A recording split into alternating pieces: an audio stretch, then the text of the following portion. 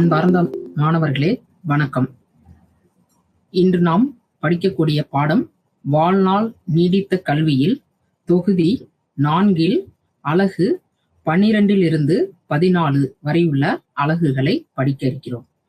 அதில் இருக்கக்கூடிய தலைப்பு என்று பார்த்தால் life long learning issues and concerns. Life long learning issues and concerns. அன்பார்ந்த மாணவர்களே, இந்த பகுதியில் வாழ்நாள் நீண்ட கல்வியின் முக்கியமான சில பிரச்சனைகள் மற்றும் சிந்தித்து ஆராய்ந்து தீர்வு காண வேண்டிய சில சவால்களை பற்றியதாக இந்த பாடத்தில் இருக்கிறது. அதில் நாம் முதலாவதாக பார்க்கக்கூடியது ஐரோப்பிய நாடுகள், அமெரிக்கா மற்றும் இந்தியாவில் வாழ்நாள் நீண்ட கல்வியின் கொள்கை மற்றும் நடைமுறை செயல்பாடுகளை பற்றி நாம் படிப்போம். அதாவது இந்த பகுதியில் என்னென்ன முக்கியமான சில பிரச்சனைகள் மற்றும் சிந்தித்து ஆராய்ந்து தீர்வு காண வேண்டிய சில சவால்களை பற்றி தான் இந்த வாழ்நாள் நீடித்த கல்வி இந்த பகுதியில நாம படிக்க இருக்கிறோம். இந்த அலகில் நாம பார்க்க இருக்கிறோம். அதில் முதலில் பார்த்தீர்கள் என்றால் ஐரோப்பிய நாடுகளுடைய கூட்டமைப்பு.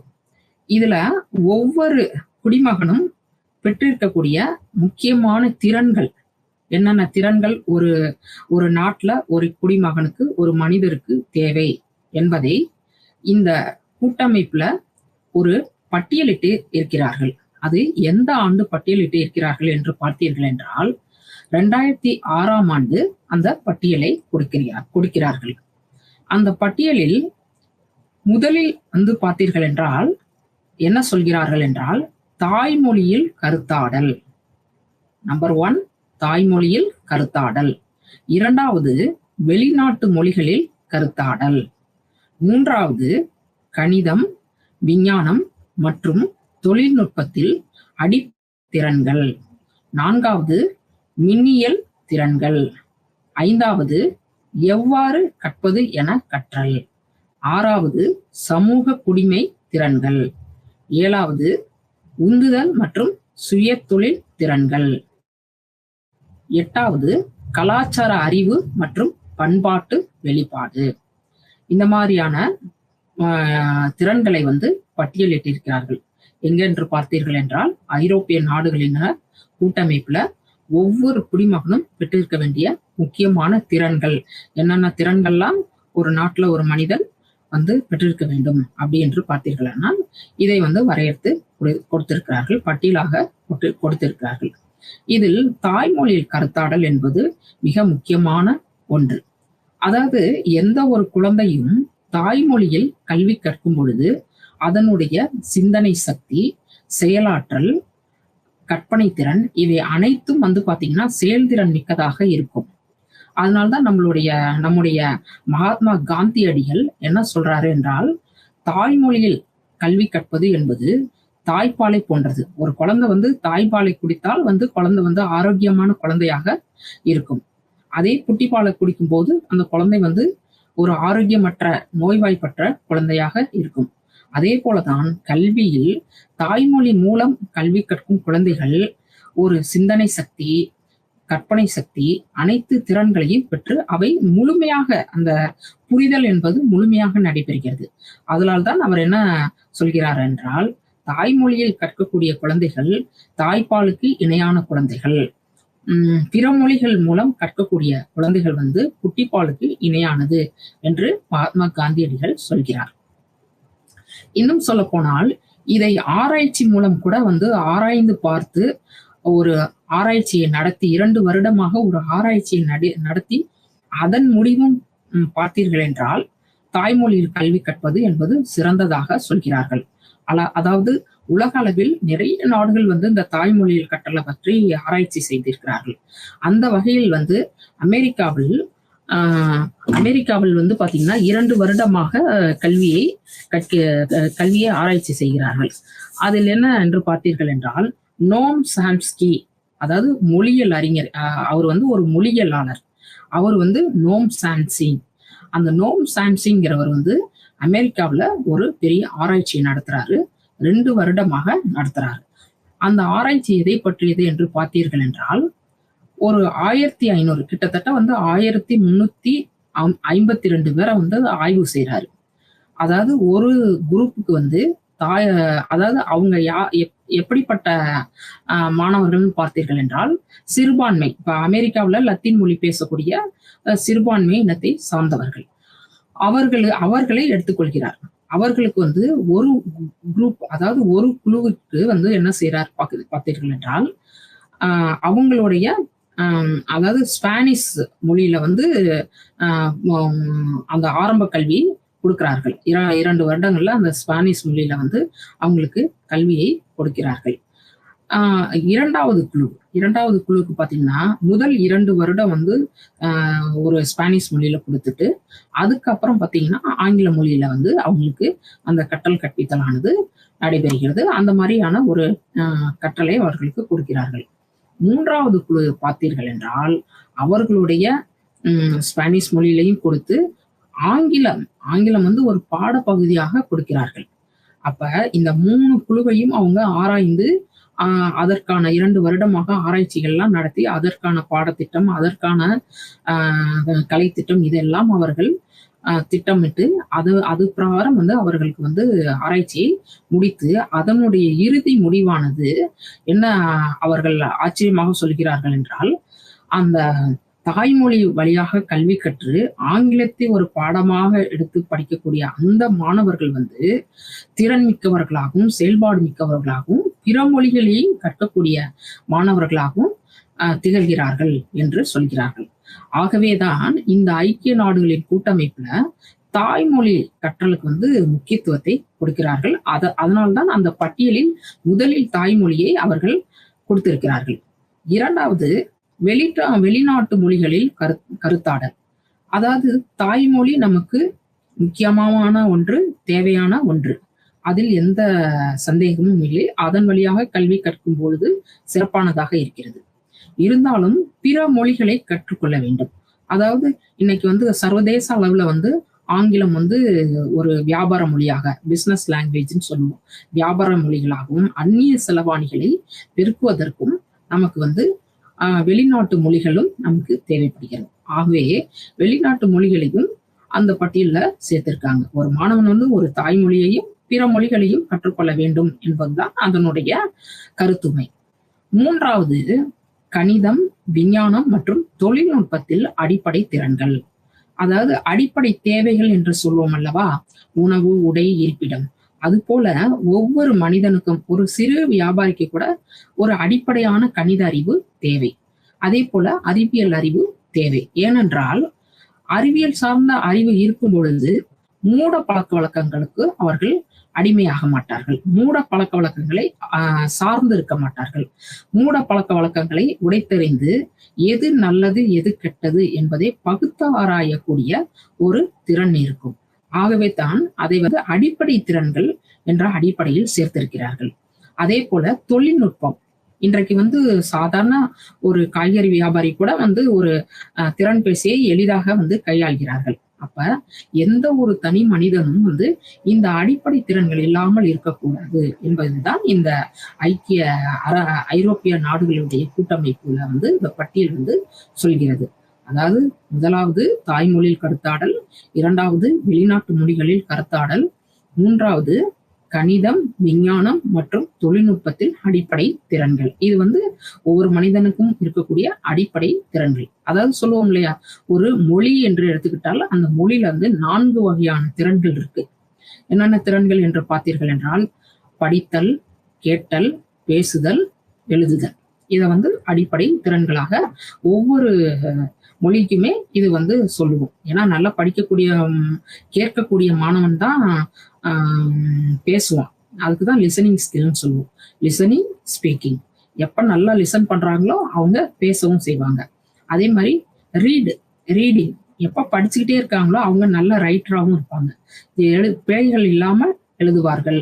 அவர்கள் வந்து அந்த இலக்கண பிழைகள்லாம் இல்லாம அவர்களால அதை ஒழுங்கான முறையில் செய்ய இயலும். ஆகவேதான் அதுபோல இந்த கணிதம், விஞ்ஞானம் மற்றும் தொழில்நுட்பத்தில் அடிப்படை திறன்கள் வந்து தேவை அப்படிங்கிறத வலியுறுத்தி சொல்கிறார்கள்.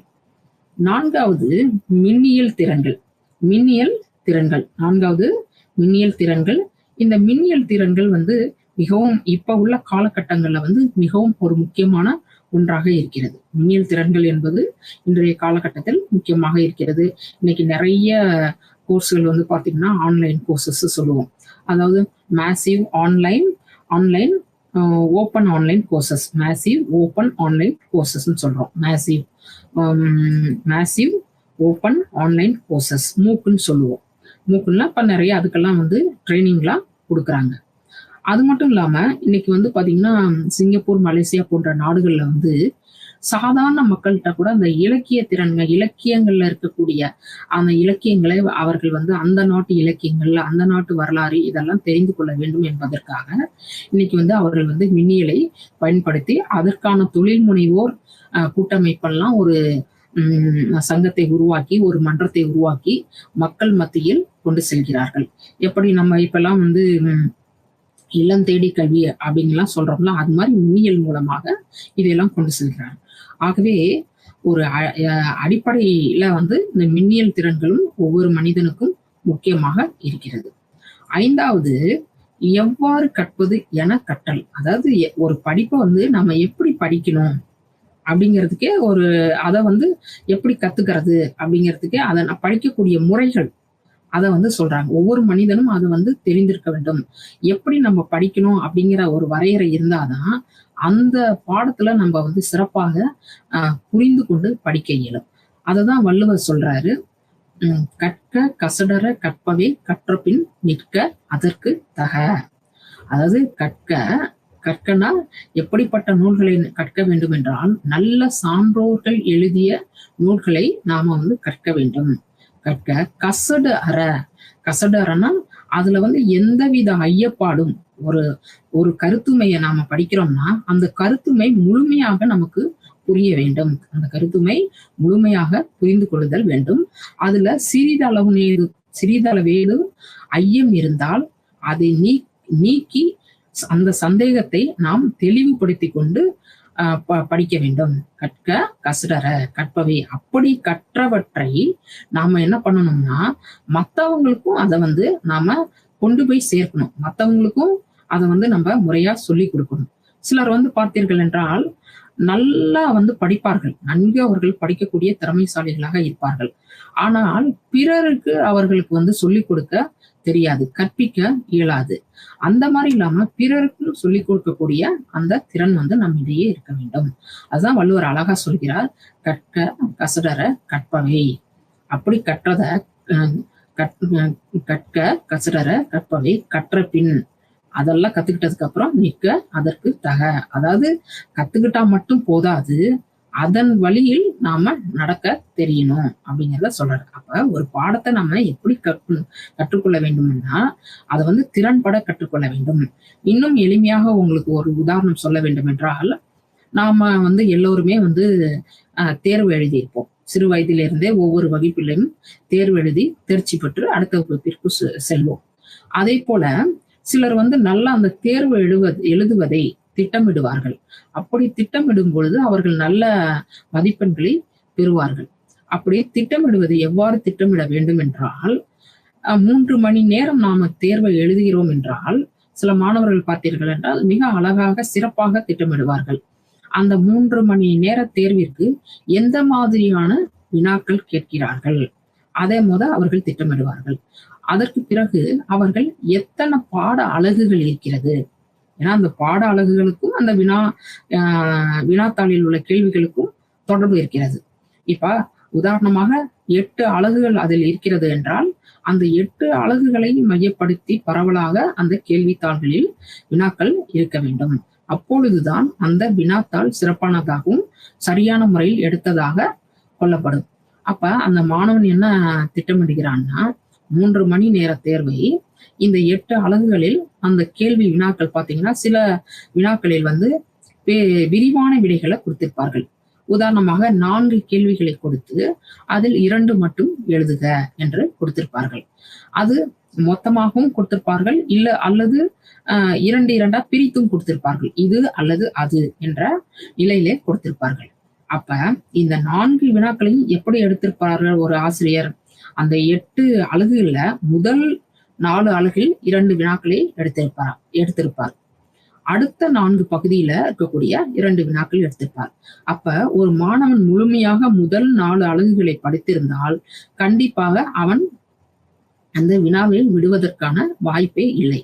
அவன் அந்த வினாக்களில் ஏதேனும் 2ஐ கண்டிப்பாக எழுத இயலும். அதிலையும் கால அளவையும் நிர்ணயித்துக் கொள்ள வேண்டும். கால அளவு 3 மணி துளிகள், 3 மணி நேரம் என்றால் அந்த 3 மணி நேரத்தில் ஒரு 45 நிமிடம் 45 நிமிடம் 2 வினாக்களையும் சேர்த்து ஒரு 1.5 மணி நேரம் நம்ம அந்த வினாக்களை எழுதுவதற்கு நாம ஒதுக்கிக் கொள்ள வேண்டும். பிறகு சிறு வினாக்கள் ஒரு 8 வினாக்கள் கேட்பார்கள். அதாவது 5 மதிப்பெண்கள் கொடுத்து அந்த 8 வினாக்களும் என்ன செய்வார்கள் என்றால் 10 வினாக்கள் அல்லது 12 வினாக்கள் கொடுத்து அதில் ஏதேனும் 8 வினாக்களை எழுதுக என்று சொல்வார்கள்.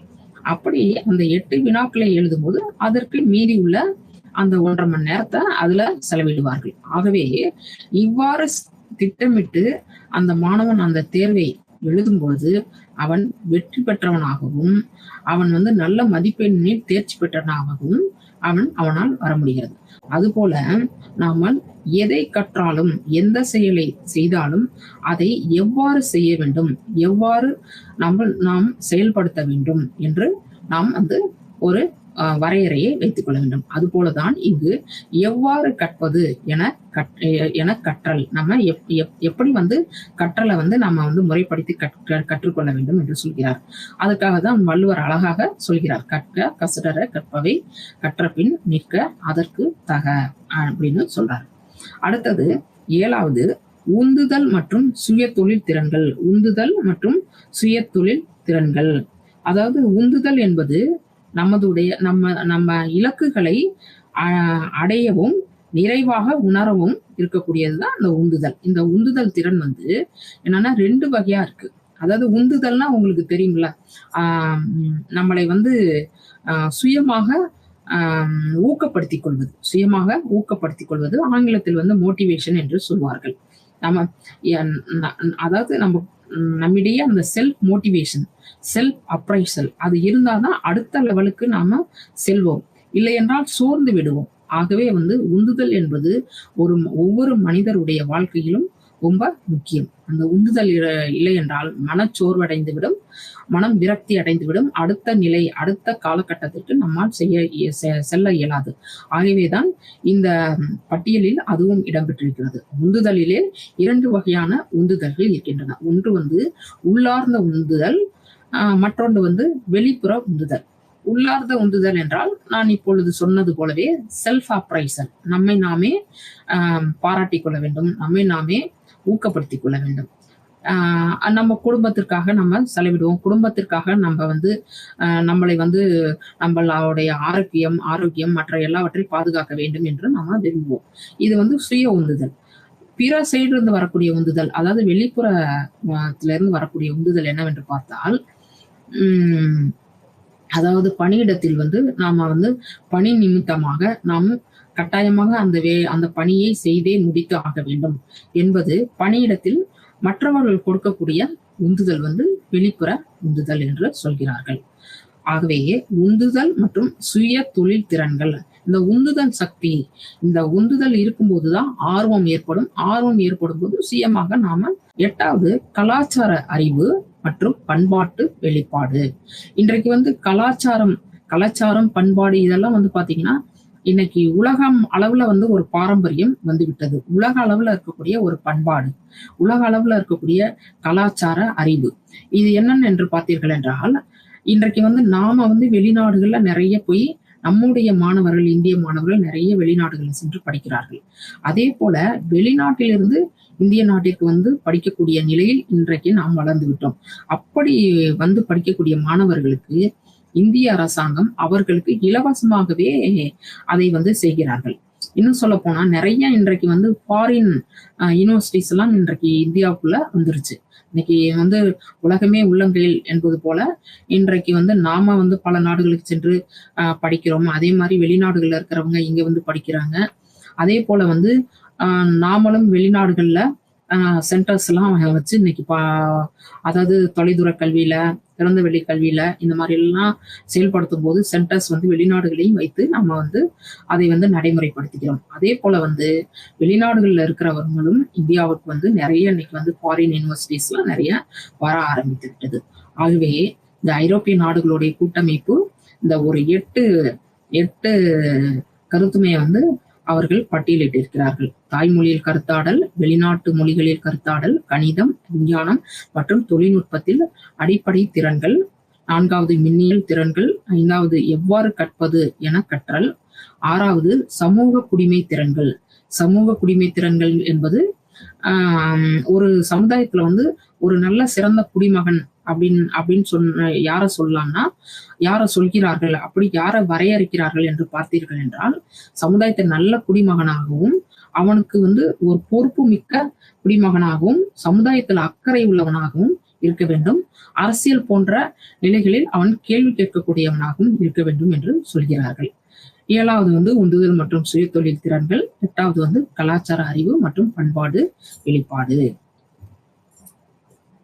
அடுத்தது வந்து பார்த்தீர்கள் என்றால், ஐரோப்பிய கூட்டமைப்பு நாடுகள்ல வந்து 2020ஆம் ஆண்டிற்குள் கீழ்கண்ட இலக்குகளை வாழ்நாள் நீண்ட கல்வி மூலம் அடைய வேண்டும் என்ற நோக்கங்களை பட்டியலிட்டது.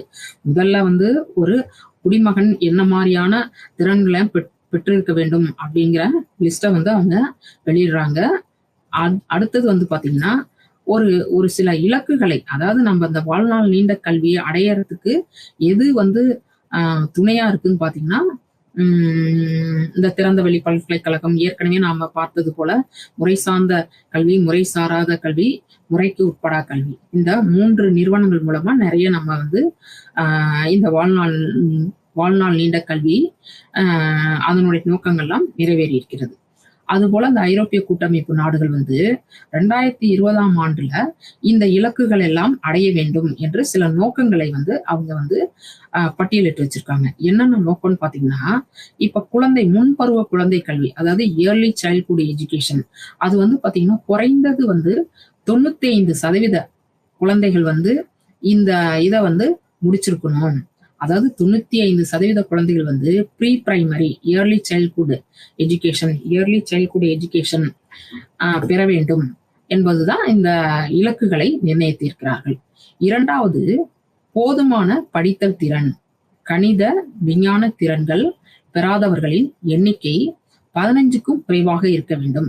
அதாவது அந்த எஜுகேஷன் ஃபார் ஆல், அனைவருக்கும் கல்வி என்ற அந்த தாரக மந்திரத்தின் பிரகாரம் அட்லீஸ்ட் வந்து நாம 95% நாம அந்த கோலை வந்து ரீச் ஆயிருக்கணும். அதுல வந்து ஏதோ 1-2, அதாவது ஒரு 15% இருந்தா பரவாயில்ல. எப்பயுமே நம்ம முத வந்து சொல்லும்போது 50, இதுக்கு முன்னாடி எல்லாம் பாத்தீங்கன்னா 50க்கு 50% தான் இருந்தார்கள். நிறைய எழுத்தறிவு இல்லாம இருந்தாங்க. இன்றைய காலகட்டத்துல வந்து பார்த்தீர்கள் என்றால், இதெல்லாம் படிப்படியா குறைஞ்சு இன்னைக்கு ஒரு 95% குழந்தைகள் வந்து படிக்க ஆரம்பிச்சுட்டார்கள். மீதி உள்ள ஒரு 15% தான் வந்து அதாவது எந்த அடிப்படை திறன்கள் சொன்னோம்ல, அந்த அடிப்படை திறன்கள்ல வந்து ஒரு 15% குழந்தைகள் தான் வந்து அந்த அறிவு பெறாம இருக்கிறார்கள்.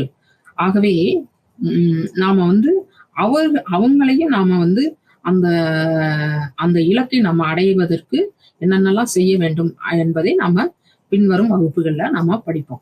இப்பொழுது வந்து அதே மாதிரி அந்த 3 இலக்குகள்ல பாத்தீங்கன்னா, 3வது இலக்காக எதை சொல்கிறார்கள் என்றால், ஆரம்ப கல்வியில் இருந்து விலகும் குழந்தைகளின் எண்ணிக்கை 10% குறைவாக இருக்க வேண்டும். 10%க்கு குறைவா இருக்க வேண்டும்.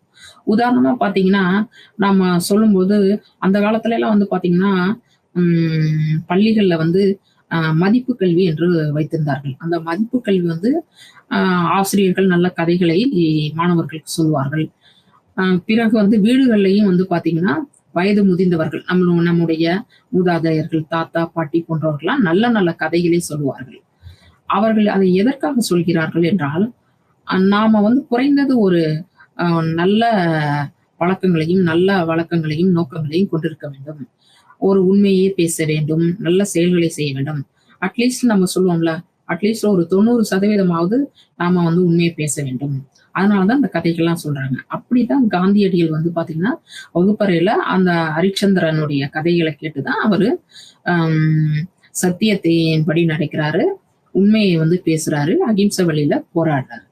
ஆகவே நம்ம அட்லீஸ்ட் நம்ம வந்து ஒரு 100% நம்ம உண்மையை பேசலைனாலும் 90% உண்மையை பேசணும் அப்படின்னு சொல்லுவாங்கல்ல வழக்கத்துல. அது மாதிரி இங்க என்ன சொல்றாங்கன்னா, இப்ப வந்து அந்த இயர்லி சைல்ட்ஹுட் எஜுகேஷன், அதாவது முன்பருவ குழந்தை கல்வி வந்து 95% வந்து இன்னைக்கு வந்து நம்ம அந்த கோலை வந்து அடைஞ்சாச்சு. மீதி இருக்க சதவீதத்தை இன்னைக்கு கொஞ்சம் நம்ம ரீச் பண்ணிடுவோம். அதாவது அனைவருக்கும் கல்விங்கிற அந்த இலக்கை வந்து நம்ம அடைஞ்சிருவோம். அதே மாதிரி வந்து இந்த போதுமான படித்தல் திறன், ஏற்கனவே நம்ம அடிப்படை திறன்கள் பார்த்தோம்ல, கணித அறிவு, விஞ்ஞான அறிவு, தொழில்நுட்ப அறிவு. அதுல வந்து அது இல்லாம இருக்கிறவங்க யாருன்னு பாத்தீங்கன்னா ஒரு 15% குறைவாக இருக்கிறவர்கள் தான். 3வது வந்து ஆரம்ப கல்வியிலிருந்து விலகும் குழந்தைங்களுடைய எண்ணிக்கை வந்து 10% தான் இருக்கு அப்படிங்கிறத சொல்றாங்க.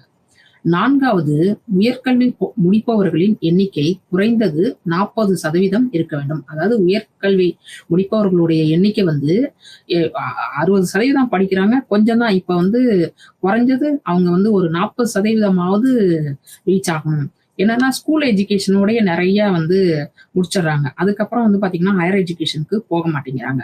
அதனாலதான் அது ஒரு இலக்கா, இந்த இலக்கையும் நாம அடையணும். அதனாலதான் ஹையர் எஜுகேஷன் படிக்கிறவங்களுக்கு இப்ப முதல் இளநிலை படிக்கிறவங்களுக்கு வந்து அரசாங்கமே வந்து நிறைய ஃப்ரீ ஃபண்ட் எல்லாம் கொடுக்குறாங்க. நிறைய விஷயங்களை வந்து மேற்கொண்டு படிப்பதற்கு ஃப்ரீ. அப்புறம் அவங்க பெண் குழந்தைகளா இருந்தா திருமண உதவித்தொகை, இந்த மாதிரி எல்லாம் இலக்குகள்லாம் வச்சிருக்கிறாங்க. அவங்க வந்து அதை முடிக்கணும், எப்படியாவது அவங்கள பள்ளிக்கு அந்த ஹையர் எஜுகேஷனை முடிக்கணும் அப்படின்னு சொல்லிட்டு வச்சிருக்காங்க. உயர்கல்வி முடிப்பவர்களுடைய எண்ணிக்கை வந்து அதாவது 40%ஆவது நம்ம தொடரணும். அப்ப அதை விட குறைவான சதவீதம் தான் நம்ம இருக்கோம் என்பதுதான் அதனுடைய பொருள். 5வது 25 வயது முதல் 64 வயது வரை உள்ள முதியோர்களில் குறைந்தது 15 பேர்கள் வாழ்நாள் நீண்ட கல்வியில் பங்கு பெற வேண்டும். 25 முதல்ல, அதாவது என்ன இலக்கு வச்சிருக்காங்கன்னா, அந்த 64 வயது வரையிலும், 25 வயசுல இருந்து 64 வயசு வரையிலும் இருக்கக்கூடிய அவங்கெல்லாம் எல்லாருமே வந்து வாழ்நாள் கல்வி வந்து மூலமா அந்த அனைவருக்கும் கல்விங்கிறத நாம வந்து அடைய வேண்டும். அதுல ஒரு 15 பேர்கள் தான் வந்து 15% பேர்கள் தான் அந்த கல்வியில வந்து பங்கு பெறாங்க. இதையும் நம்ம வந்து இன்னும் நம்ம வந்து மேம்படுத்த வேண்டும் என்று சொல்கிறார்கள். 6வது வந்து குறைந்தது 20% பட்டதாரிகள் வெளிநாடுகளில் ஏதேனும் பயிற்சி அல்லது கல்வி பெற்றிருக்க வேண்டும். அதாவது வந்து பாத்தீங்கன்னா இப்ப ஹையர் எஜுகேஷன் முடிச்ச உடனே வெளிநாடுகள்லயும் சில பயிற்சிகள்லாம் வந்து கவர்மெண்டே வந்து அனுப்புறாங்க. இப்ப அமெரிக்கா போன்ற நாடுகள் எல்லாம் வந்து பாத்தீங்கன்னா இந்த வாழ்நாள் நீண்ட கல்வியில வந்து வயது முதிர்ந்தவர்கள், அதாவது நம்ம சொல்றோம்ல இங்க 25 வயதுல இருந்து 64 வயது வரையிலும், இங்க வந்து பாத்தீங்கன்னா நிறைய வந்து அதுல இப்பதான் நாம வந்து அதுல கொஞ்சம் கொஞ்சமா வந்து அடுத்த நிலையை அடைந்து வருகிறோம். அமெரிக்கா போன்ற வளர்ந்த நாடுகள்ல வந்து அவங்களுடைய சமுதாய அமைப்பு வந்து பாத்தீங்கன்னா நிறைய தனிமையில இருக்கிறாங்க. லோன்லினஸ்ஸா இருக்கனால அவங்களுக்கு வந்து நிறைய வியாதிகள் இதெல்லாம் வருது, நோயில கஷ்டப்படுறாங்க. ஸோ அந்த மாதிரி இருக்கிறவங்களுக்கு வந்து இந்த வாழ்நாள் நீண்ட கல்வியானது ஒரு வரப்பிரசாதமாக இருக்கிறது.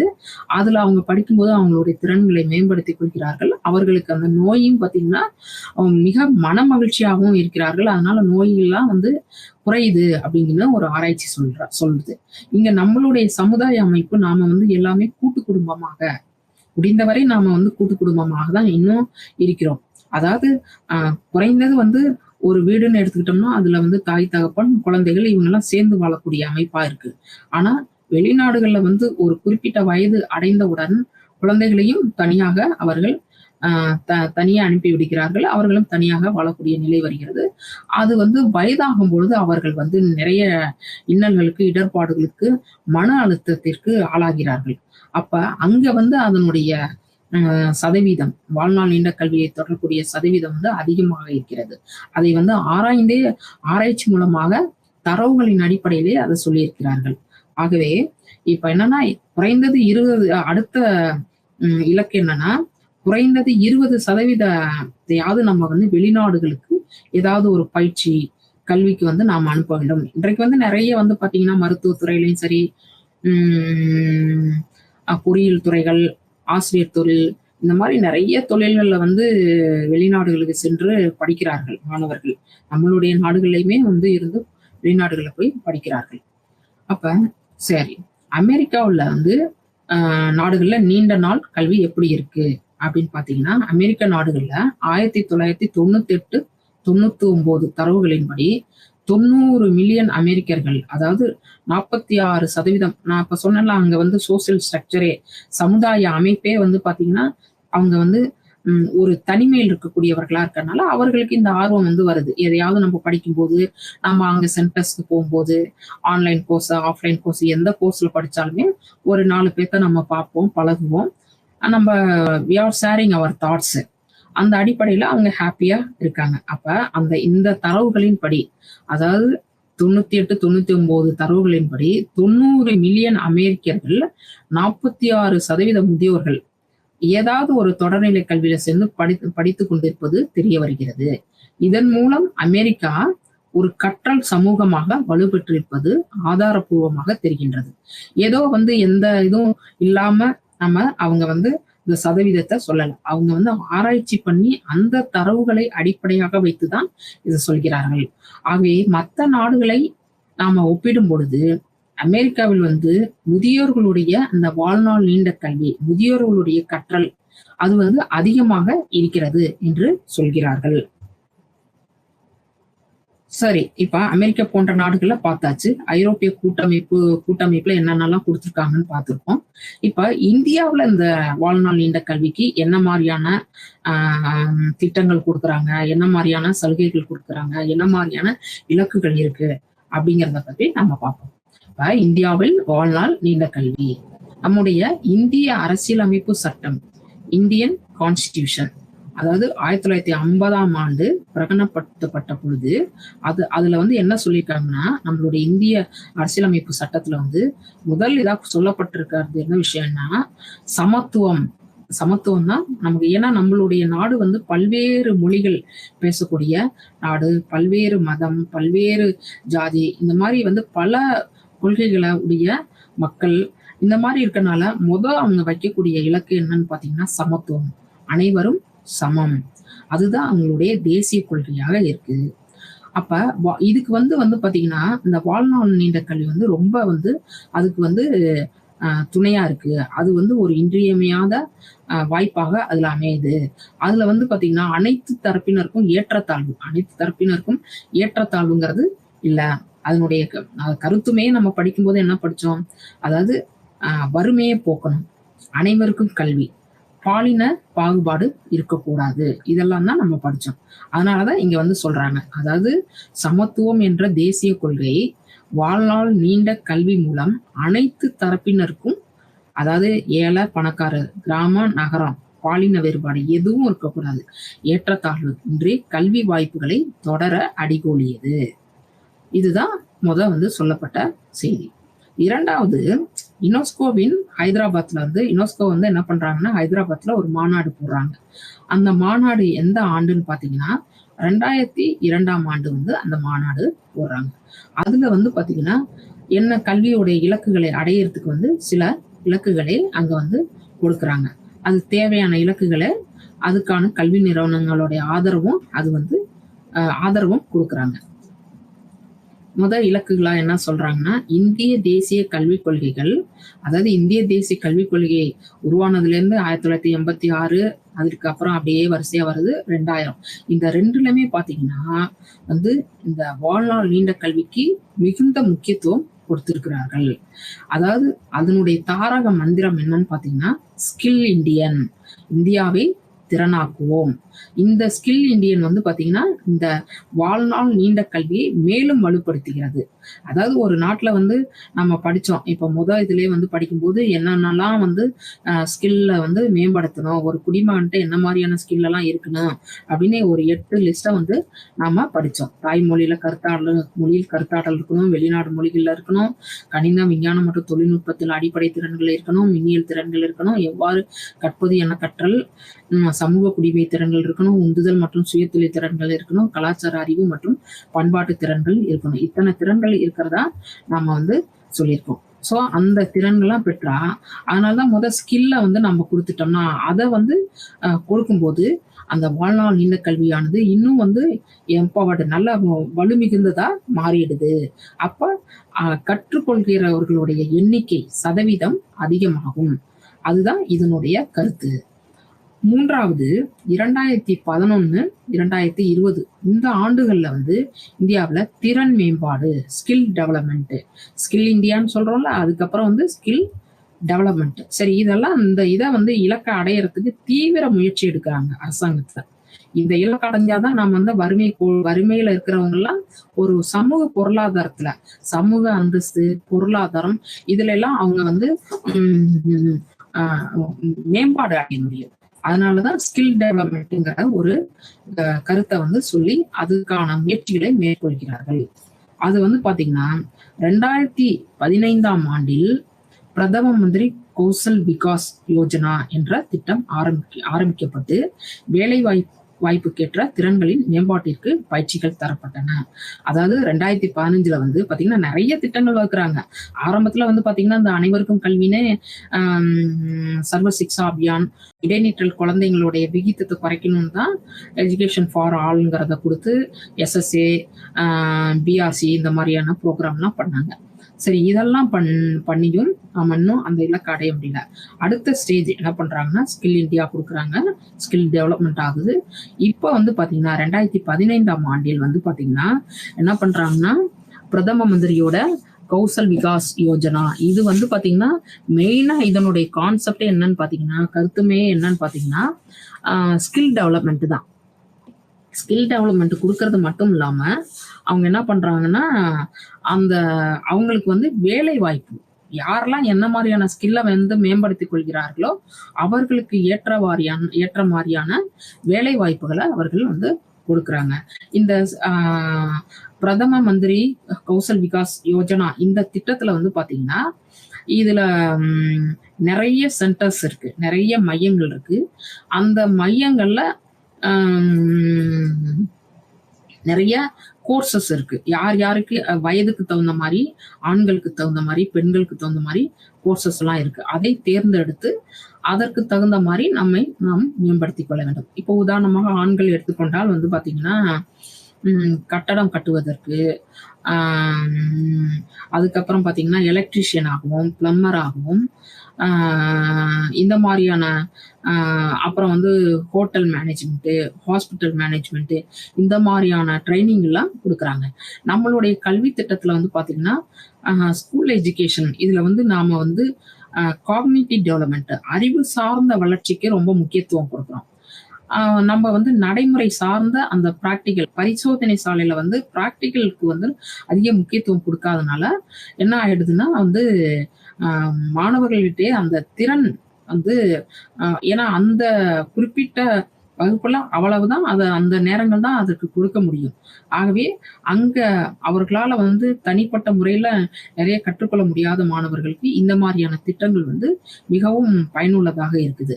இதுல பெண் குழந்தைகளாக இருக்கும்போது பாத்தீங்கன்னா அவங்களுக்கு தையல் சம்பந்தமான திறன் மேம்பாடு, ஆடை வடிவமைப்பு, அதுக்கப்புறம் சமையல் கலை, இந்த மாதிரி அவர்கள் எந்த பகுதியில எந்த ஒரு கருத்துமெல்லாம் அவர்கள் ஆர்வமாக இருக்கிறார்களோ, எந்த திறன் அவர்களிடம் இருக்கிறதோ, வரையக்கூடிய திறன் இருந்ததுன்னா அதுக்குன்னு தனியானது. இது இந்த பயிற்சி காலம் பாத்தீங்கன்னா 3 மாதம் இருக்கிறது, 4 மாதம் இருக்கிறது, 6 மாதம் இருக்கிறது. அவர்களே தங்குவதற்கும் வசதிகள் ஏற்படுத்தி கொடுக்கிறார்கள். இந்த திட்டத்துல என்னன்னா மாநில அரசும் மைய அரசும் சேர்ந்து செய்யக்கூடிய ஒரு திட்டம். இது 60 அதாவது 60-40 ரேஷியோன்னு சொல்லுவோம். 60% சென்ட்ரல் கவர்மெண்ட்டும் 40% ஸ்டேட் கவர்மெண்ட்டும் கொடுத்து பண்ணக்கூடிய ஒரு திட்டம். இந்த திட்டத்துல அந்தந்த அதாவது இதனுடைய முக்கியமான ஒரு கருத்துமை என்னன்னு பார்த்தீர்கள் என்றால், கிராமப்புறத்துல இருக்கக்கூடிய அவர்களுடைய வாழ்க்கையை ஒளிமயமாக்குவதுதான் இந்த திட்டத்துடைய முக்கிய நோக்கம். அதற்காக எங்கெல்லாம் அந்த சென்டர்ஸ் பயிற்சி மையம் வைக்க முடியுமோ அங்க அந்த பயிற்சி மையத்தை வைக்கிறாங்க. அந்த பயிற்சி மையத்துல அவர்களுக்கு தேவையானதை தேர்ந்தெடுத்து அவர்கள் கற்றுக்கொள்ள வேண்டும். இதனுடைய முக்கியமான ஒன்று என்னவென்றால் அங்கேயே தங்கி அவர்கள் கற்றுக்கொள்ள வேண்டும். அதற்கான அவர்களுக்கு தங்கும் வசதி, உணவு, உடை, இருப்பிடம் இது அனைத்துமே அவர்களே அரசாங்கமே செய்து கொடுக்கிறார்கள். அப்படி செய்து கொடுத்து அவர்களை பயிற்சி கொடுத்து அவர்களை வேலைக்கு அனுப்பும் போதும் முதல் இதுல ஒரு அவங்களுக்கான ஒரு பணமையும் அவர்கள் பணத்தையும் கொடுக்கிறார்கள். ஆகவே இதை நிறைய இப்ப இளைஞர்கள் பயனடைகிறார்கள். அடுத்ததாக இந்தியாவுல 2011ஆம் ஆண்டு மக்கள் தொகை கணக்கெடுப்படி, அதாவது சென்சஸ் பிரகாரம் பாத்தீங்கன்னா கிராமப்புறங்கள்ல 15 வயது முதல்ல 35 வயது வரை உள்ள, இப்ப அந்த திட்டத்துடைய கான்செப்ட் என்னன்னா 18 வயதுல இருந்து 35 வயது வரை உள்ள கிராமப்புறத்துல இருக்கக்கூடிய படிச்சவங்க படிக்காதவங்க யார் வேணாலும் அதுல சேர்ந்து பயன்பெறலாம். அந்த வகையிலே தான் இந்த சென்சஸ் கணக்கெடுக்கும் போது பாத்தீங்கன்னா கிராமப்புறங்கள்ல 15 வயதுல இருந்து 35 வரை உள்ள வயது வரை உள்ள இருக்கக்கூடியவர்கள் 55 மில்லியன் பேர் சக்தி வாய்ந்த கிராம இளைஞர்களாக இருக்கிறார்கள். ஏன்னா அவங்க அந்த இப்ப கணக்கெடுப்பு பிரகாரம் பாத்தீங்கன்னா 55 மில்லியன் அளவுக்கு அவர்கள் திறனை மேம்படுத்தி கொண்டவர்களாக இருக்கிறார்கள். அதனால பாத்தீங்கன்னா எதிர்காலத்துல உலகத்துல பாத்தீங்கன்னா தொழிலாளருடைய பற்றாக்குறை எவ்வளவு இருக்குன்னா 57 மில்லியன் அளவுக்கு பற்றாக்குறை ஏற்படுமா. உலக அளவுல தொழில் செய்யக்கூடிய இன்றைக்கு பாத்தீங்கன்னா நிறைய எல்லாருமே பாத்தீங்கன்னா இன்னைக்கு சமுதாயத்துல நாம அன்றாட வாழ்க்கையில சந்திக்கக்கூடிய பிரச்சனைகளே பாத்தீங்கன்னா பவர் கட்டு. இன்னைக்கு வீடுகள்ல கரண்ட் கட் ஆயிடுச்சுன்னா இன்னைக்கு ஒரு பிளம்பரையோ இல்ல எலக்ட்ரீஷியனையோ கூப்பிட்டு அவங்க ஏன்னா குறைவாதான் இருக்காங்க. அவங்கள நம்ம தேடி கண்டுபிடிச்சு அந்த தொழிலை செய்யறதுக்குள்ள நமக்கு நிறைய இடர்பாடுகள் விடுகிறது. ஆகவே உலக அளவுல பாத்தீங்கன்னா இந்த தொழிலாளர்களுக்கு தான் நிறைய பற்றாக்குறை இருக்கு. அப்ப எந்த அளவுக்கு பற்றாக்குறைன்னா 57 மில்லியன் அளவுக்கு கணக்கிட்டு இருக்கார்கள். எல்லாமே பாத்தீங்கன்னா ஆராய்ச்சி செய்து அதனை தரவுகளின் அடிப்படையில தான் இதையெல்லாம் செய்திகள் எல்லாம் சொல்கிறார்கள். அதாவது 2011ஓட கணக்குப்படி பாத்தீங்கன்னா சென்சஸ் எடுத்ததுல 15ல இருந்து 35 வயது வரையிலும் நம்ம இப்ப நிறைய ஸ்கில் டெவலப்மெண்ட் எல்லாம் கொடுத்ததுல 15ல இருந்து 35 வரை உள்ள 55 மில்லியன் பேர் கிராமப்புற இளைஞர்கள்ல இருக்கிறாங்க. எதிர்காலத்துல பாத்தீங்கன்னா தொழிலாளர்களுடைய பற்றாக்குறை 57 மில்லியன் பற்றாக்குறை ஆகும்னு சொல்றாங்க. ஆகவே நல்ல வேலை வாய்ப்புகள் இருக்கிறது. ஆகவே இது நம் நாட்டின் அதிகமான மக்கள் தொகையினை உலகளாவிய மக்கள் சக்தி பற்றாக்குறை குறையினை போக்குவதற்கான ஒரு சரித்திர முக்கியத்துவம் வாய்ந்த சந்தர்ப்பமாகும். அதாவது நாம ட்ரைனிங் கொடுத்துருக்கோம். எதிர்காலத்துல 57 மில்லியன் அளவுக்கு டிமாண்ட் இருக்கு. அந்த டிமாண்டுக்கு உலக அளவுல நாம இந்த வேலை வாய்ப்பை பெறுவதற்கு நமக்கு ஒரு மிகப்பெரிய வாய்ப்பாக இருக்கிறது. இந்தியாவின் கிராம வளர்ச்சித்துறை அமைச்சகம் இப்ப கொடுக்கக்கூடிய இந்த திட்டம்லாம் பிரதம மந்திரி கிராம சபா அந்த யோஜனா திட்டம்லாம் பாத்தீங்கன்னா கௌசல் விகாஸ் யோஜனாவுடைய திட்டம்லாம் பாத்தீங்கன்னா என்ன இதை பேஸ் பண்ணிருக்குன்னா ministry of rural development base பண்ணி தான் வருது. சோ அடுத்த இது பாத்தீங்கன்னா என்ன கொடுக்குறாங்கன்னா 2014-15 தீன் தயாள் உபாத்யாய கிராமின் கௌசல்யா யோஜனா என்ற திட்டத்தினை கிராமப்புற ஏழை மாணவர்கள் கொடுக்குறாங்க. அதாவது ஒவ்வொரு திட்டமே பாத்தீங்கன்னா பிரதம மந்திரியோட கௌசல் விகாஸ் யோஜனா திட்டமும் அந்த வேலை வாய்ப்புக்கேற்ற திறன்கள் மேம்பாட்டிற்கு பயிற்சிகள் தராங்க. கிராமப்புற இளைஞர்களை இலக்காக வச்சுதான் அவங்கள மேம்படுத்த வேண்டும் என்றுதான் இந்த திட்டத்தை கொண்டு வராங்க. ஒவ்வொரு நிலையும் அந்த இலக்குகளை அடையவில்லை என்றால் அதற்கான நீங்க ஒவ்வொரு தரையும் அந்த பின்னூட்டம், அதாவது ஃபீட்பேக்னு சொல்லுவோம்ல, அந்த ஃபீட்பேக் வரும்போது அடுத்த நிலை அடுத்து இன்னும் அவங்களுக்கு என்ன சிறப்பா செய்யலாம், அவங்கள அடுத்த நிலைக்கு எப்படி கொண்டு வரலாம்னு யோசிப்பாங்க இல்லைங்களா. சிந்தனை செஞ்சு அதுக்கு தகுந்த மாதிரி செயல்களை மாற்றுவார்கள். அதே போல இந்த ஒரு அமைப்பும், அதாவது தீன் தயாள் உபாத்யாய கிராமின் கௌசல்யா யோஜனா என்ற இந்த திட்டமும் பாத்தீங்கன்னா ஏழை மாணவர்களுடைய திறன் மேம்பாட்டிற்கு மிகவும் உதவக்கூடியதாக இருக்கிறது. இப்ப இதுல பார்த்தீங்கன்னா, அதனுடைய இது வந்து முழுவதுமா ஒரு ஒரு கணக்கெடுப்பின் பிரகாரம் பார்த்தீர்கள் என்றால், இந்த அட்டவணை எத காமிக்குது அப்படின்னு பார்த்தீங்கன்னா, நம்மளுடைய நாட்டுல இருக்கக்கூடிய இந்த ஆ பயிற்சி மையங்கள், அதாவது தீன் தயாள் உபாத்யாயா கிராமின் கௌசல்யா யோஜனா இந்த பயிற்சி மையம் எத்தனை இருக்குன்னா 1712 1712 பயிற்சி மையங்கள் இருக்கு.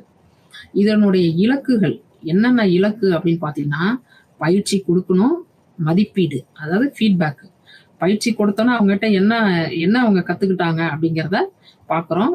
அதை இவாலுவேட் பண்ணோன்னே அவங்களுக்கு வேலைவாய்ப்பு. இதுதான் இலக்காக வச்சிருக்காங்க. அப்படி வந்து எந்த அளவுக்கு குடுத்துருக்காங்கன்னு பார்த்தீங்கன்னா, அதனுடைய இலக்குகள் வந்து அதுல வந்து மார்ச் 2020 வரையில வந்து பார்த்தீங்கன்னா, மாநிலங்களுக்கு ஒதுக்கப்பட்ட எண்ணிக்கை வந்து பார்த்தீங்கன்னா, இவ்ளோ எண்ணிக்கை இருக்கு. 2,87,3209 அளவுக்கு இருக்கு. அதே மாரி மாநிலங்களினால் அனுமதிக்கப்பட்ட எண்ணிக்கை 21,20,138 அளவுக்கு இருக்கிறது. அப்ப இதுல பயிற்சி குடுத்தது எவ்வளோன்னு பார்த்தீங்கன்னா, இது மாநிலங்களுக்கு ஒதுக்கப்பட்ட அ அமௌண்ட் அதாவது பணம் 3,00,00,000 அளவுக்கெல்லாம் ஒதுக்கியிருக்காங்க. ஸோ அப்ப இது வந்து மாநிலங்களினால் அனுமதிக்கப்பட்ட எண்ணிக்கை இது. இப்ப பயிற்சிகள் வந்து ஆ அதாவது 19/7/2020 வரை வந்து பார்த்தீங்கன்னா, பயிற்சி பெற்றோருடைய எண்ணிக்கை இந்த அளவுக்கு பயிற்சி பெற்றிருக்காங்க. அதே மாரி 2021, 22ஆம் ஆண்டுல வந்து பயிற்சி பெற்றவர்களுடைய எண்ணிக்கை இந்த அளவு. இப்ப அத வந்து மதிப்பீடு செய்றாங்க. மதிப்பீடு செஞ்சோம்னா, எவ்வளோ பேர் வந்து பயிற்சி பெற்று நல்ல நிலைக்கு வந்திருக்கார்கள் என்றால், 68,02,597 பேரு. இங்கேயும் மதிப்பீடு செய்யப்பட வேண்டியவர். இவங்களெல்லாம் இனிமே தான் மதிப்பீடு செய்யணும். 3,22,820 பேர வந்து மதிப்பீடு செய்யணும். எப்படி அவங்க கத்துக்கிட்டாங்க? அவங்களுக்கு தேவையான அளவுக்கு இருக்கா? கம்ப்யூட்டர் எல்லாமே இன்னைக்கு கத்துக் குடுக்குறாங்க. ஆங்கிலம் வந்து ஆங்கில மொழி. அதாவது அதுல வந்து பார்த்தீங்கன்னா, டெக்னிக்கல், நான் டெக்னிக்கல் கோர்சஸ் எல்லாமே அவங்க நடத்துறாங்க. பிரிச்சு வச்சிருக்காங்க. டெக்னிக்கல் கோர்ஸ், நான் டெக்னிக்கல் கோர்ஸ் இந்த மாரியெல்லாம் அவங்க பிரிச்சு வச்சிருக்காங்க. சரி. இந்த பயிற்சி மையங்கள் மூலமா இப்ப பயிற்சி குடுத்தாச்சு, மதிப்பீடு செஞ்சாச்சு. அவங்களுக்கு வேலை வாய்ப்பு கிடைச்சுதா அப்படின்னு பார்த்தீங்கன்னா, எவ்வளோ பேத்துக்கு வேலை வாய்ப்பு கிடைச்சு பாருங்க. 5,54,302 பேருக்கு வேலை வாய்ப்ப அவங்களே வாங்கி குடுக்குறாங்க. இப்போ ஹோட்டல் மேனேஜ்மெண்ட் படிக்கிறவங்களுக்கு பார்த்தீங்கன்னா, அந்த பயிற்சி காலம் ஒரு 1 மாதமோ, 3 மாதமோ அவங்க இந்த மாதங்கள் வைத்திருக்கிறார்கள். ஓவராலா பார்த்தீங்கன்னா வந்து 300 மணி நேரம் அந்த மாரியெல்லாம் அவங்க வைத்திருக்கிறார்கள். ஒவ்வொரு கோர்ஸுக்கு தகுந்த மாரியான அந்த பயிற்சி காலங்கள் வந்து வைத்திருக்கிறார்கள். இதுல வந்து பார்த்தீங்கன்னா, 300 வகையான அ ம் பயிற்சிகள் இருக்கிறது என்று சொல்கிறார்கள். அப்ப வேலை பெற்றிருக்கிறவர்களே வந்து லட்சக்கணக்குல வேலை அவர்கள் வந்து பெற்றிருக்கிறார்கள். இனிமே வேலை பெறக்கூடியவர்கள் இவர்கள் எல்லாம். இதுதான் இந்த அட்டவணை காட்டுகிறது. அந்த திட்டத்துடைய பயன்கள சொல்லும்போது இந்த இதெல்லாம் காமிக்குது. அதாவது பிரதம மந்திரியோடைய கௌசல் விகாஸ் யோஜனாவுடைய திட்டமும், அதுக்கப்புறம் பார்த்தீங்கன்னா, இந்த என்னது தீன் தயாள் உபாத்யாயா கிராமின் கௌசல்யா யோஜனா திட்டம். இதன் மூலமெல்லாம் எவ்வளோ பேர் பயனடைஞ்சிருக்காங்க அப்படிங்கிறத இந்த அட்டவணை காட்டுகிறது. அதுக்கப்புறம் பார்த்தீங்கன்னா, ஒருங்கிணைந்த கல்வி. அதாவது ஆ ஒரு சாரார் வந்து வெறும் இலக்கியத்த மட்டும் லிட்டரரா ஆர்ட்ஸ் மட்டும் படிச்சா பத்தாது. அவங்களுக்கு ஏன்னா அத மட்டும் படிச்சா வேலை வாய்ப்புகள் இல்ல. அதனால தான் வந்து ஒருங்கிணைந்த முறையில குடுக்கணும். திறன் மேம்பாடு அடையறதுக்கான கல்வியை குடுக்கணும். இப்ப அதுதான் என்ன சொல்றாங்கன்னா, இந்த வாழ்நாள் நீண்ட கல்வியானது முறை சார்ந்த, முறை சாராத மற்றும் முறையில்லாத கல்விகளில் ஒருங்கிணைந்த கல்வியாகும். அதாவது வெறும் ஸ்கூல் எஜுகேஷன் பார்த்தீங்கன்னா, அது முறை சார்ந்த கல்வி. ஸ்கூல் எஜுகேஷனோட மட்டும் இருந்தா அவங்களுடைய வாழ்க்கை வந்து வளமா இருக்காது. இது 3யும் கலந்த மாரி குடுக்கணும். ஏன்னா, அந்த முறை சார்ந்த கல்வியில ஸ்கூல் எஜுகேஷன்ல வெறும் தியரிய மட்டும் தான் அவங்க அதிகபட்சமாக படிக்க முடிகிறது. அப்ப ஒரு குறிப்பிட்ட கால வயதை அடையும் பொழுது, முறை சாராத நிலையில வந்து அவங்க வந்து கற்றுக்கொள்ளக்கூடிய நிலை இருக்கிறது. இடையிடையே வந்து பார்த்தீங்கன்னா, இந்த இன்ஃபார்மல் அறிவொளி இயக்கம் இந்த மாரியான போன்ற ஆ தானாகவே கற்றுக்கொள்ளக்கூடிய சுய கற்றல்லாம் வந்து இந்த இன்ஃபார்மல் எஜுகேஷன்ல வந்துரும். இதை 3யும் சேர்ந்த ஒரு ஒருங்கிணைந்த கல்வியாக கொடுக்க வேண்டும் என்பதுதான் இப்ப வரக்கூடிய அந்த கல்விக் கொள்கையுடைய நோக்கமாகலாம் இருக்கிறது. அதுக்காக தான் என்ன சொல்றாங்கன்னா, பொதுக்கல்வி இதை போன்று பொதுக்கல்வி, தொழில்நுட்ப கல்வி, தொழில் சார்ந்த கல்வி, கலைக்கல்வி மற்றும் கைவினை கல்வி ஆகியவற்றின் ஒருங்கிணைந்த கல்வியே இந்த வாழ்நாள் கல்வியாகும். வாழ்நாள் கல்வியோடைய கருத்துமை பார்த்தீங்கன்னா, இது எல்லாத்தையும் சேர்ந்து கொடுக்கறது தான் வாழ்நாள் கல்வி. அதாவது ஜென்ரலா வந்து நம்ம கத்துக்கணும், டெக்னிக்கலாவும் கத்துக்கணும், அதை சார்ந்த வொகேஷனல் கல்வியாவும் கத்துக்கணும், கிராஃப்ட்ஸு இது எல்லாமே கற்றுக்கொள்ளும் போது நம்மளுடைய வாழ்க்கை தரம் உயர்ந்ததாக இருக்கும். இப்ப இதுல பாத்தீங்கன்னா நிறைய வந்து அந்த வாழ்நாள் நீண்ட கல்வியினை வலியுறுத்தக்கூடிய கொள்கைகள்லாம் என்னென்ன அப்படிங்கிற ஒரு ஆவண பட்டியல் வந்து கொடுத்துருக்காங்க. அதுல எந்தெந்த இதுல வந்து அதுக்கு வந்து வலு சேர்க்குது அப்படின்னு பாத்தீங்கன்னா, கோத்தாரி கல்விக்குழு அறிக்கை 1964 இருந்து 1966 வரையிலும் கொடுக்குது. அதே மாதிரி தேசிய அறிவுக்குழு அறிக்கை நேஷனல் நாலேஜ் கமிஷன் 2005 இருந்து 2008 வரையிலும். மூன்றாவது இந்திய திட்டக்குழு பிளானிங் கமிஷன் ஆஃப் இந்தியா. இது வந்து 15வது ஐந்தாண்டு திட்டத்துல வந்து இது வந்து பாத்தீங்கன்னா 2007 இருந்து 12 வரையிலும் கொடுக்கிறது. நான்காவது பல்கலைக்கழக மானிய குழுவின் யுஜிசி என்று அழைக்கக்கூடிய பல்கலைக்கழக மானிய குழுவில் வாழ்நாள் நீண்ட கல்விக்கான வழிகாட்டி நெறிமுறைகளும் கொடுத்துருக்காங்க. அதாவது வாழ்நாள் நீண்ட அந்த லைஃப் லாங் லேர்னிங்க்கு வந்து ஒரு நெறிமுறைகள் கொடுத்துருக்காங்க, எப்படியெல்லாம் நம்ம அந்த கல்வியை நடத்தணும் அப்படிங்கிற ஒரு நெறிமுறைகள். அடுத்ததாக திறன் மேம்பாட்டிற்கான தேசிய கொள்கை. திறன் மேம்பாட்டிற்கான தேசிய கொள்கை, திறன்கள் என்னென்ன திறன்கள்லாம் இருக்கிறது என்று நம்ம இப்போ மின்னியல் திறன், மொழியை எடுத்துக்கிட்டோம்னா பேசுதல், கேட்டல், எழுதுதல், படித்தல் இந்த மாதிரியான திறன்கள்லாம் இருக்கு. அதுக்கு வந்து தேசிய அளவுல வந்து கொள்கைகள் வைத்திருக்கிறார்கள். அடுத்த ஆறாவதாக திறன் மேம்பாடு மற்றும் தொழில் முனைவோருக்கான தேசிய கொள்கை 2015 தொழில் முனைவோருக்கான தேசிய கொள்கை. இப்ப ஏற்கனவே பார்த்தோம்ல, இந்த மின்னியல் கொள்கை எல்லாம் பாத்தீங்கன்னா, மின்னியல் திறன் வந்து மலேசியா, சிங்கப்பூர் போன்ற நாடுகள்லாம் வந்து இலக்கிய வாயிலாக, வணிக வாயிலாக இந்த சமுதாயத்தை சென்று சேருகிறது. அந்த தொழில் முனைவோருக்கான தேசிய கொள்கையாக கொடுக்கிறார்கள். ஏழாவது புதிய கல்விக் கொள்கை. புதிய கல்விக் கொள்கை 2020.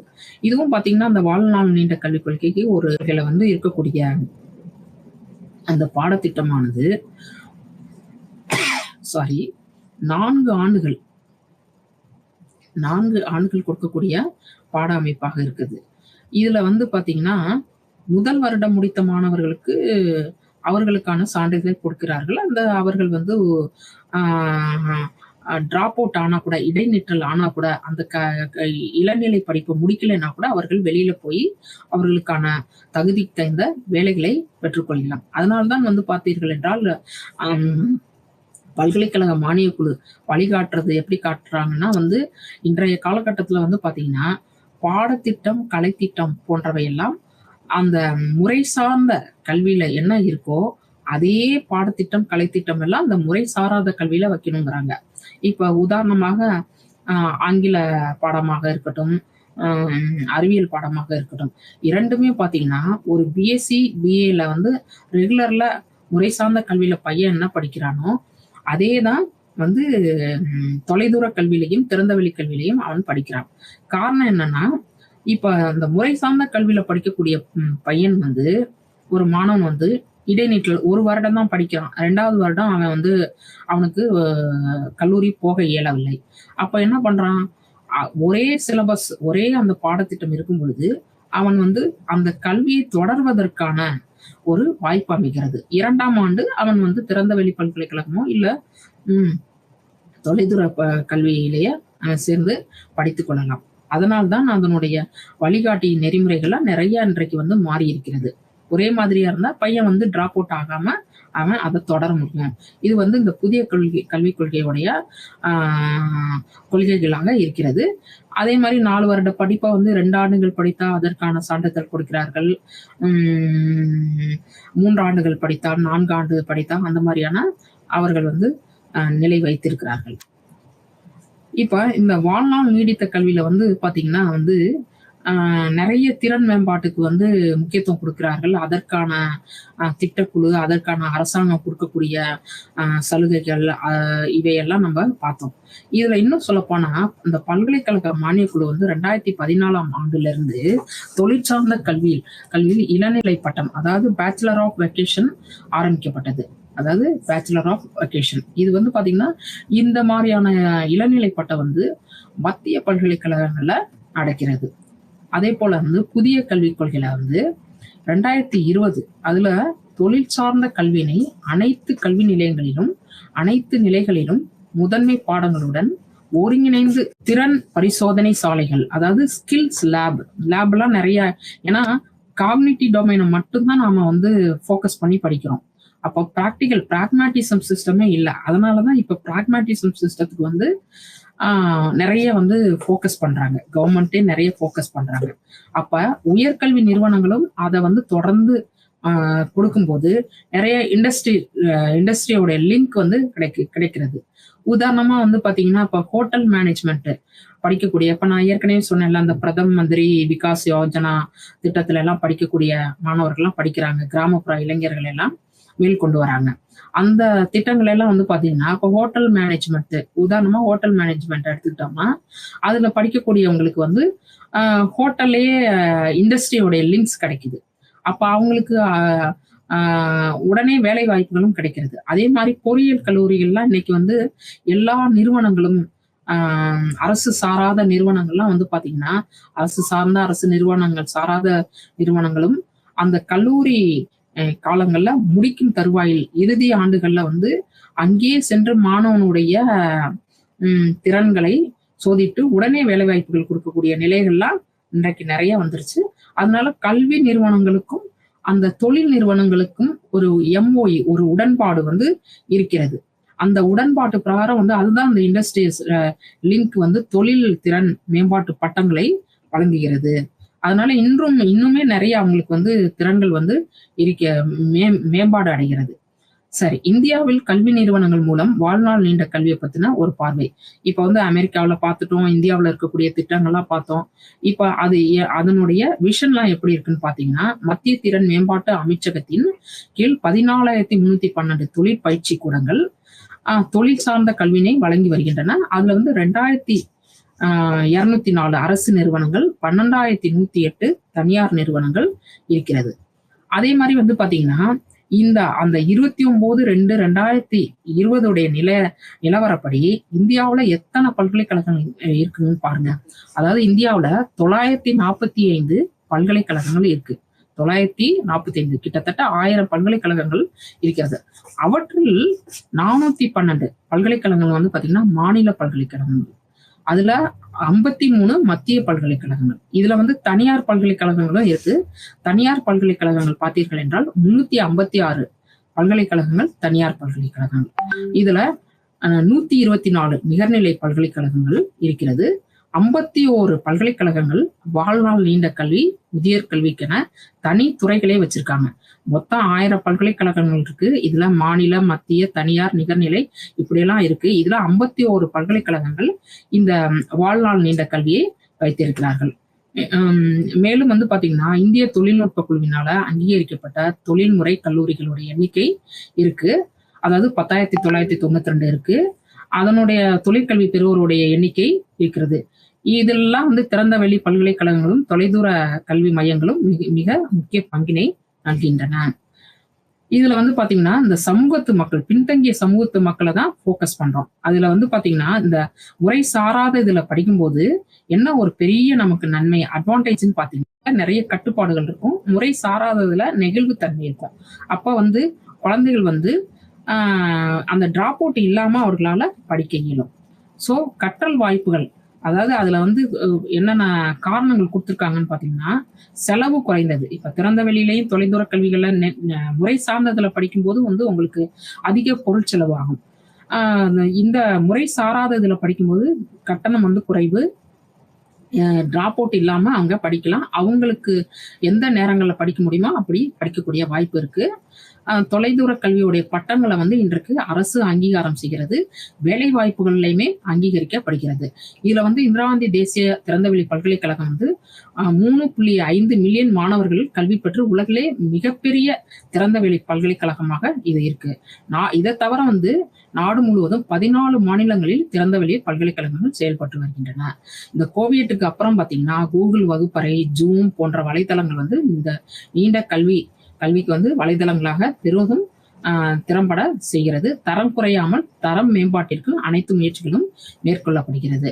ஸோ இந்த வாழ்நாள் நீண்ட கல்வி வந்து அங்கீகாரம் இல்லைன்னா நம்ம வந்து கவலைப்படுறோம். ஆனா அங்கீகாரம், ரெகக்னிஷன், வேலிடேஷன் மற்றும் பதிவு செய்தல், அதாவது அங்கீகாரம், சரிபார்த்தல், பதிவு செய்தல், இதை மூன்றையும் RVA என்று சுருக்கமாக அழைக்கப்பட்டு அதுலேயும் வந்து national qualification skill frame work உருவாக்கப்பட்டு எல்லா ஏழை குழந்தைகளும் கல்வி பெற்று அதை பயன்பெற்று முயற்சி மேற்கொள்வோம் என்று கூறி மீண்டும் அடுத்த வகுப்பில் நாம் சந்திப்போம்.